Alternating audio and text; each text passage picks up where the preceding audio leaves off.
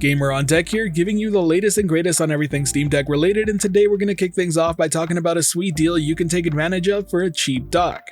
If you head over to Amazon.com, you can find the JSAUX docking station for a cool $39.99.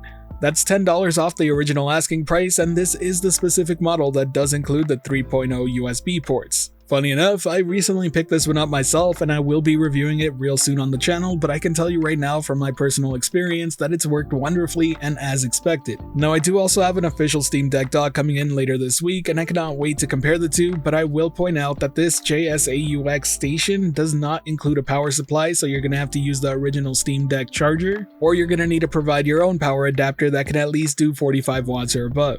Regardless, at that price, it's a fantastic deal and one definitely worth getting. I also want to add as a cool side note here, the same company that's made this third-party dock is currently designing a new product, and that's a transparent shell for the Steam Deck. And that's something I'm super excited to see because I'm a sucker for that nostalgic transparent plastic to see the internals of a console. Now moving from one accessory to another, I want to highlight this community project posted over on Reddit by Andrew_HL2. They refer to it as the RestDeck, and it's a printable Steam Deck bedstand. A perfect accessory for the lazy gamer who doesn't want to hold up their Steam Deck in order to play it. But on the real, this device actually has a lot of use cases outside of that, and it's the main reason I wanted to highlight it. From an accessibility standpoint alone, it could really help out people who are bedridden due to illness or injury. Andrew even went out of the way to make a full-on manual for this thing on how to assemble it, how it's made, and how to use it. Personally, my favorite method has to be the freehand with Joy-Cons because it looks extremely comfortable to play. A link to where you can buy the printable files and check out the manual will be in the description below. But now let's move on from accessories and talk about cloud gaming.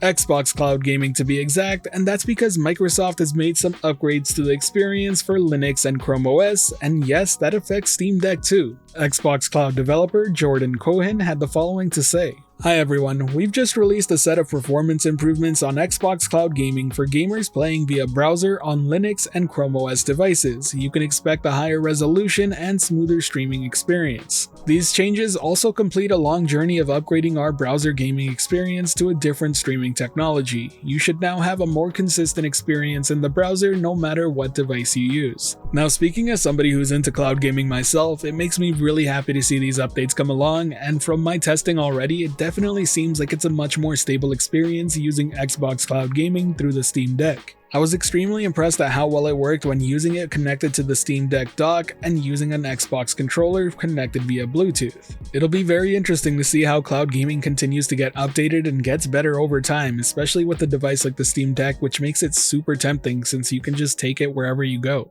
Now for the last bit of news of the day, we're going to be moving from cloud updates to local updates, and that's because Valve has recently fixed the EA app in Proton Experimental for Linux and Steam Deck. Now in case you weren't aware, EA has recently started removing Origin from games off of Steam and replacing it with the new EA app. Obviously, this caused a lot of issues for the Steam Deck version of a lot of games. This is a huge sigh of relief because some games just straight up didn't work, some of them needed to be reinstalled, and others would only sort of work. It was an extremely messy situation that I'm happy to say is fully resolved now. Now as a heads up, if you're on a Steam Deck and don't know how to go to Proton Experimental, you simply pick the game, head over to the little cog icon on the right, you click Properties, then Compatibility, and just make sure the tick box is on and select Proton Experimental from the drop-down menu. Super simple process and one that's very easy to implement. Either way, that covers the news. If you enjoyed this video or found it helpful at all, be sure to hit that like button as it really does help the channel out, and if you're wanting more content like this, be sure to subscribe and hit that notification bell as well. Thanks for watching the video, and until next time, let's keep all hands on deck.